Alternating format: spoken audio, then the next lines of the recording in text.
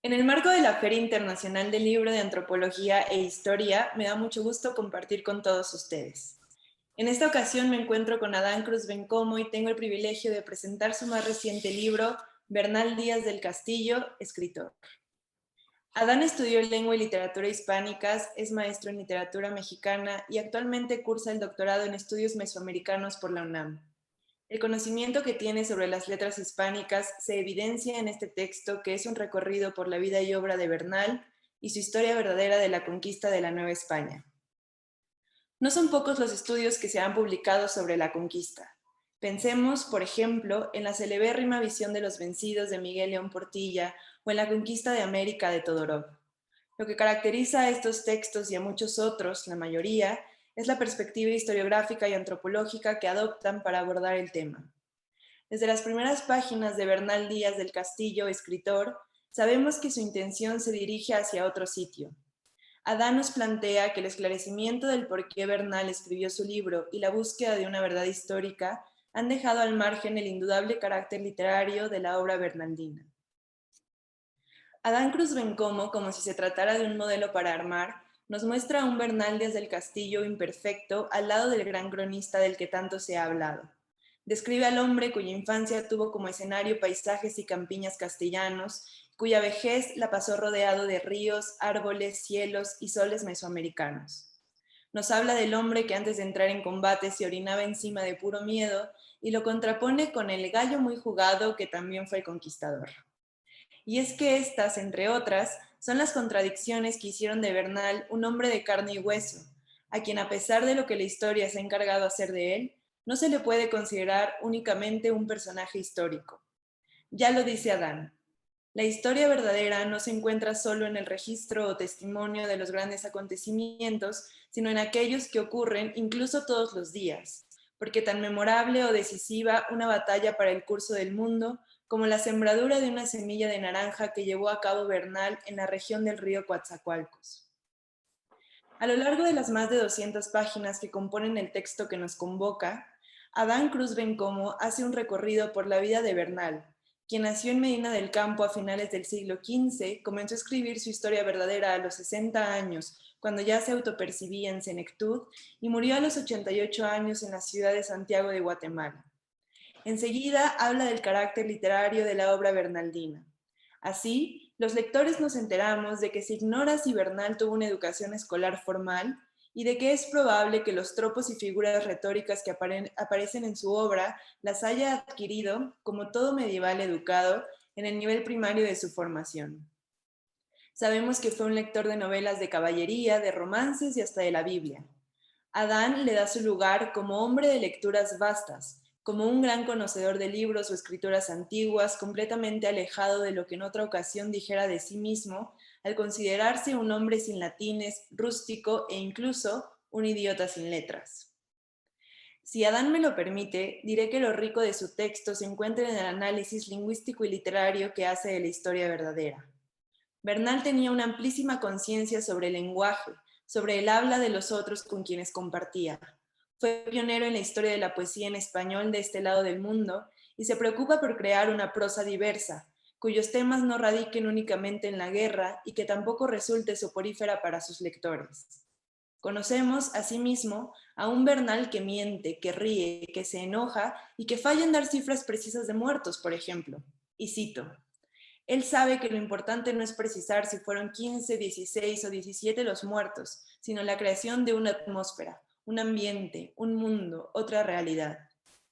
Porque si de algo estamos seguros, es de que lo importante aquí no es la veracidad de los hechos, sino la verosimilitud con la que su autor los relata.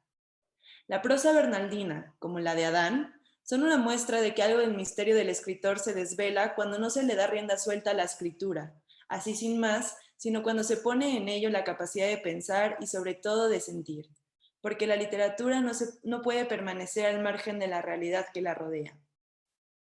Así, Adán Cruz Bencomo nos muestra un Bernal Díaz del Castillo en todos sus bemoles como escritor y acorta la distancia entre el carácter historiográfico que se le ha dado a su obra y el indudable carácter literario del que da cuenta en este libro. Reconcilia lo que de ambas disciplinas, la literatura y la historia, se encuentra en la historia verdadera a través de una apuesta clara. La prosa bernaldina destaca entre muchas otras porque no es falsa ni postiza, sino auténtica, humana e inscrita en una realidad propia, original y distinta. Nos dice Adán. Por eso su obra merece estar colocada al lado de la de un Cervantes o un Homero y no solo junto a la de los grandes historiadores. En Siglo XXI Editores estamos muy contentos de publicar este gran texto y estamos seguros de que a 500 años de la llegada de los españoles a tierras mesoamericanas, encontrará su lugar en las manos de lectores ávidos por descubrir el lado B de la historia verdadera de la conquista de la Nueva España a través de este minucioso, exhaustivo y amable análisis que Adán Cruz Bencomo realiza de Bernal Díaz del Castillo, el soldado, el cronista, el hombre de armas, el escritor. Muchas gracias por estar aquí, Adán, y nos gustaría mucho que compartieras algo sobre tu libro. Oh, pues muchísimas gracias, Ana Ceballos, por esta presentación, que más que una presentación es ya un pequeño ensayo, un análisis del libro. Te agradezco mucho estas palabras. Bueno, Ana es editora de Siglo XXI. En sus manos estuvo el cuidado editorial de este libro. Muchas gracias.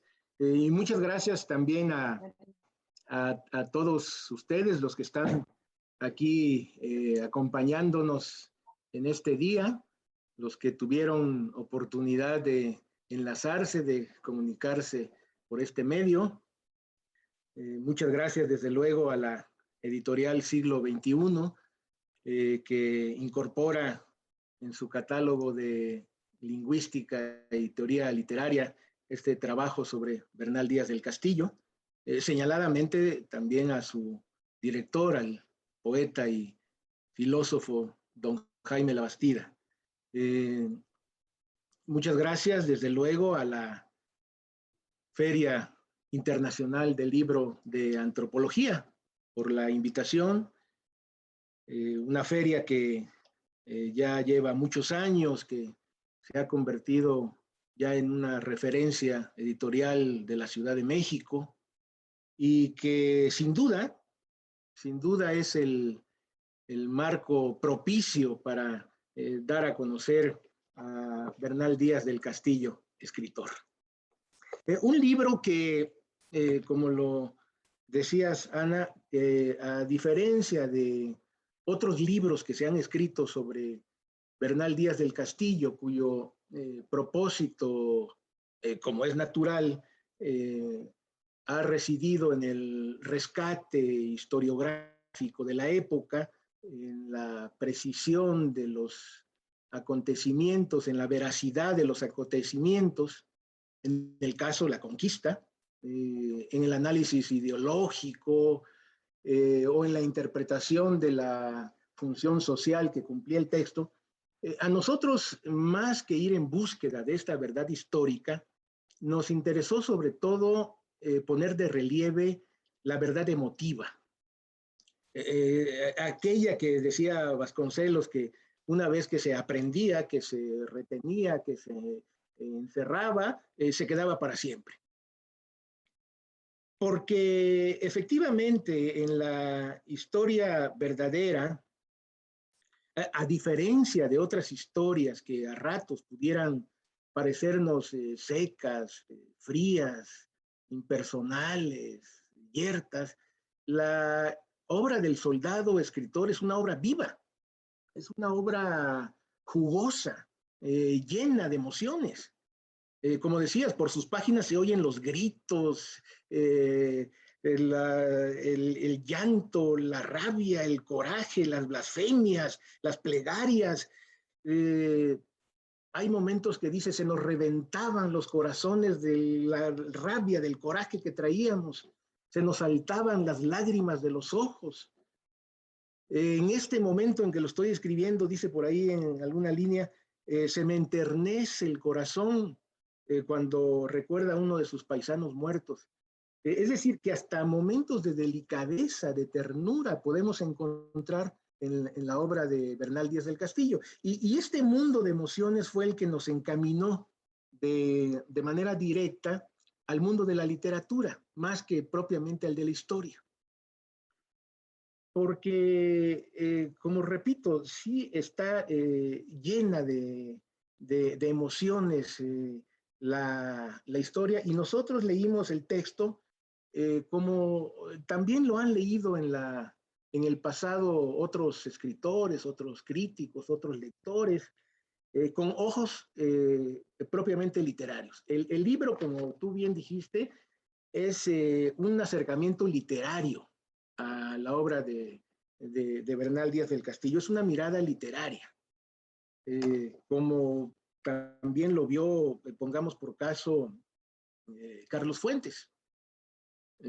Carlos Fuentes en alguna ocasión llegó a decir que la obra del cronista era algo así como como una novela épica. Y que era, es cierto, también memoria, biografía, autobiografía, pero que tenía las características propiamente del género literario.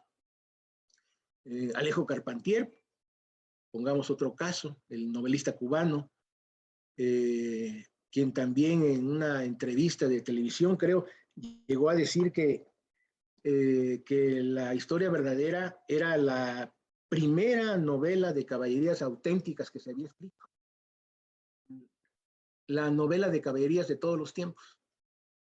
Y además agregaba que las crónicas de la conquista vieron mucho mejor y antes que nadie todo este mundo de lo real maravilloso, todo este extraordinario mundo del realismo mágico que muchos años después Alejo Carpentier, entre otros, y desde luego Gabriel García Márquez nos iban a revelar. En el siglo pasado también, en el siglo antepasado, perdón, en el siglo XIX, hubo otro erudito, otro bibliógrafo, un doctor en teología, Beristain Isoxa, quien se atrevió a decir que la historia no era una historia, sino un poema. De tal manera que yo digo que este asunto de reducir las obras maestras, las obras clásicas, las obras inmortales a un género no es algo sencillo, no es algo tan elemental, porque son tan ricas, son tan expresivas, tienen tantas cosas que decir, que como diría también Ítalo Calvino, no acaban de decirnos todo lo que tienen que decirnos. Como que a cada lector le sugieren alguna idea, algo le comunican, algo le dicen, algo le transmiten, y por eso también, como decía Sorín, por eso son clásicas, es decir, no envejecen. A todos los lectores de este o de cualquier otro tiempo, algo nos están diciendo, algo nos están comunicando. Y esa es un poco la razón por la que nosotros vimos la crónica más que con los ojos de la historia, con los ojos de la literatura. Además, recordemos en el pasado, en la antigüedad grecolatina, por ejemplo, pues la historia formaba parte de la literatura. Los griegos de entonces, pues no leían la Ilíada, digamos, como la leemos los lectores actuales, contemporáneos, como si fuera un texto de ficción, sino era el reflejo, la expresión de su historia antigua. El mismo Herodoto, el padre de la historia, llena su obra de mitos, de supersticiones, de dioses. Es decir, este asunto de los géneros es algo que ha ido cambiando con el tiempo. Es algo que incluso los teóricos actuales de la historia ya hablan mucho de la índole ficticia de la historia, del carácter parcial, subjetivo. En fin, todo esto que les estoy platicando, todo esto que les estoy contando está desde luego aquí en el libro. Hay un capítulo ahí dedicado a estas relaciones, a estas íntimas relaciones entre la historia y la literatura. Pero también por otro lado, bueno, y lo traté de decir, lo traté de escribir pues de la manera más sencilla posible, ¿no? De tal suerte que pudiera asomarse a sus páginas, pues no solo el hombre de letras o el especialista o el lingüista, sino cualquier lector. Es decir, va dirigido justamente hacia que cualquier lector que tenga el ánimo, la voluntad, la posibilidad de asomarse a sus páginas, lo haga. En ese sentido, no sé si lo logré, pero ese fue el propósito de que escribirlo para los lectores mexicanos, hispanoamericanos, españoles en general. Y bueno, les decía también que no solo hablo de la obra, como tú dijiste, hablo también del hombre, del ser humano, del personaje. Un personaje, por cierto, también, que de manera curiosa, también, así como la obra, es un personaje que también oscila, que también va de la historia a la literatura o a la leyenda. Porque hay hombres que tienen solo historia, pero hay otros hombres que tienen historia y tienen leyenda. Es decir, es tanto lo que se dice sobre ellos, es tanto lo que se platica, lo que se les atribuye a su figura, que en un momento dado ya rebasan los límites, digamos, de lo terrenal, vuelan y alcanzan ya o hieren la fantasía popular o la imaginación popular y se convierten un poco en leyenda. Yo recuerdo que mi maestro, mi añorado maestro, Andrés Enestrosa, en las múltiples días y noches que pasábamos hablando acerca de México,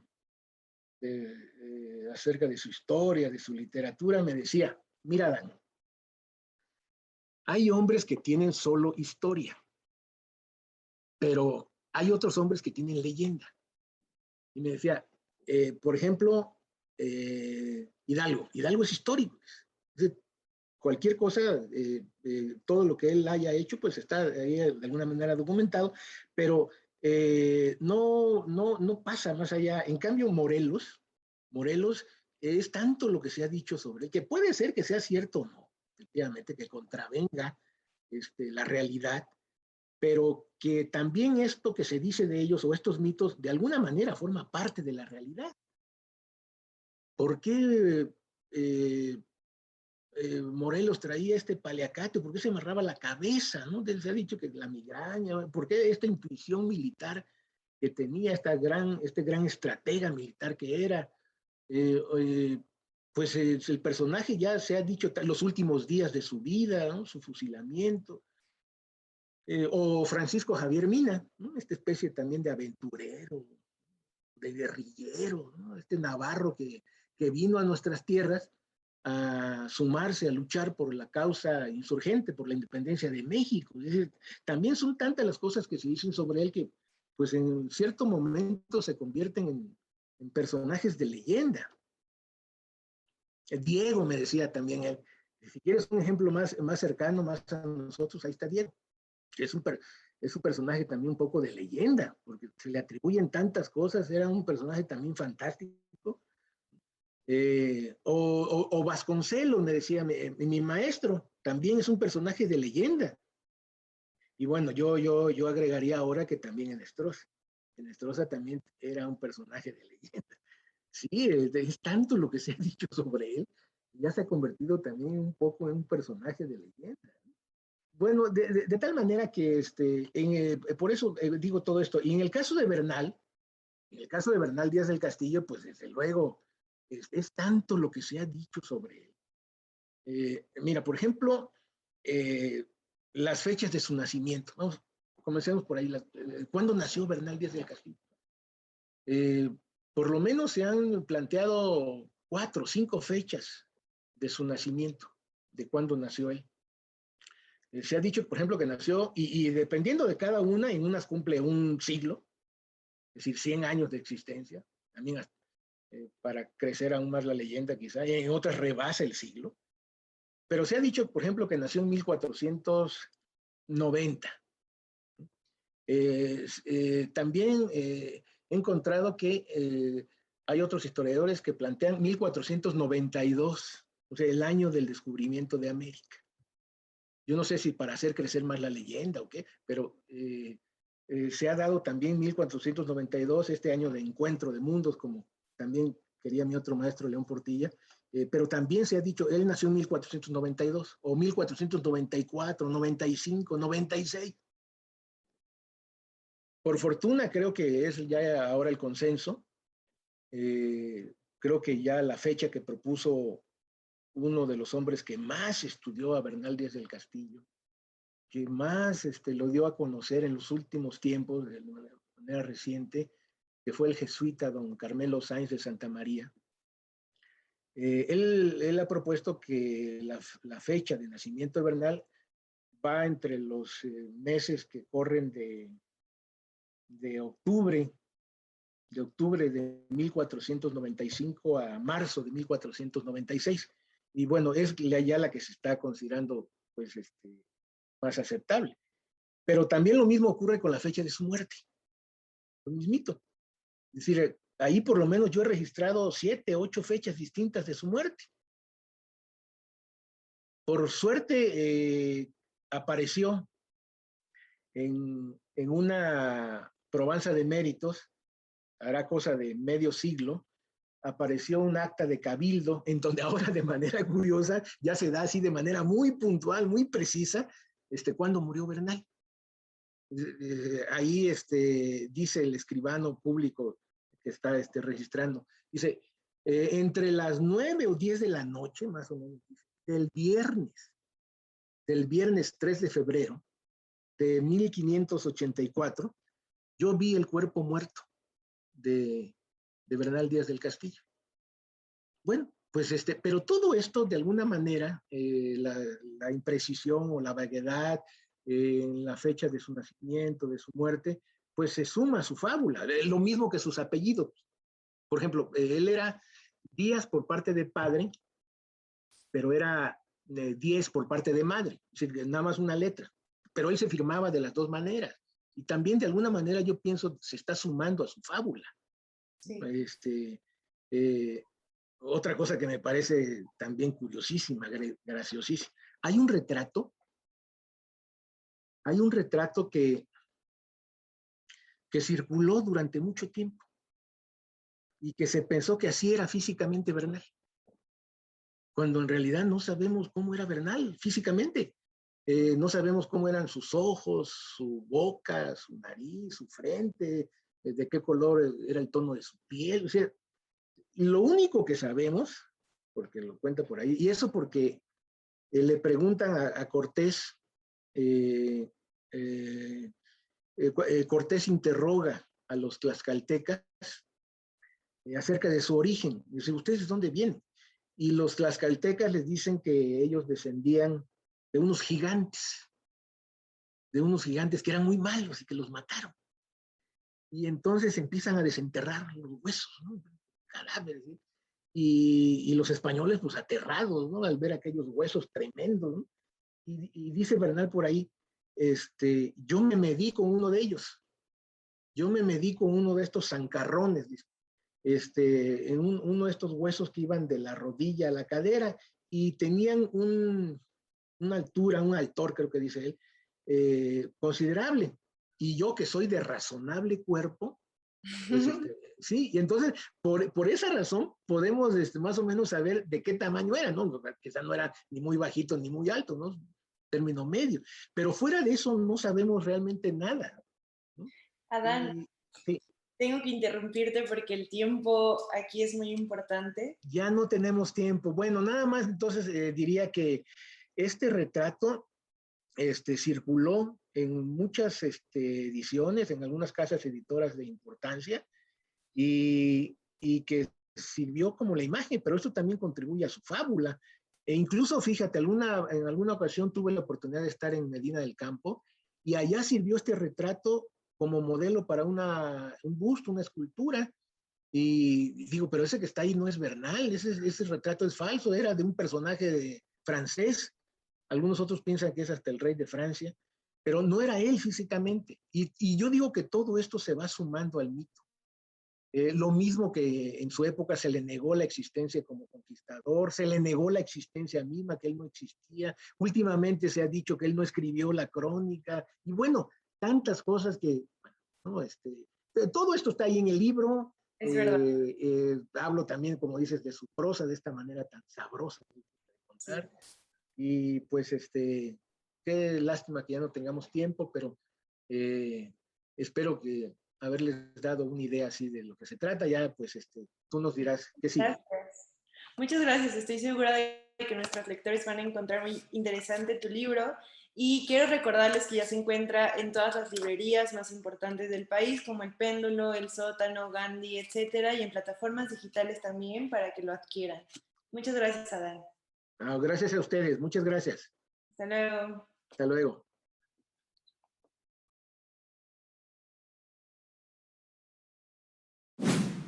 Gobierno de México.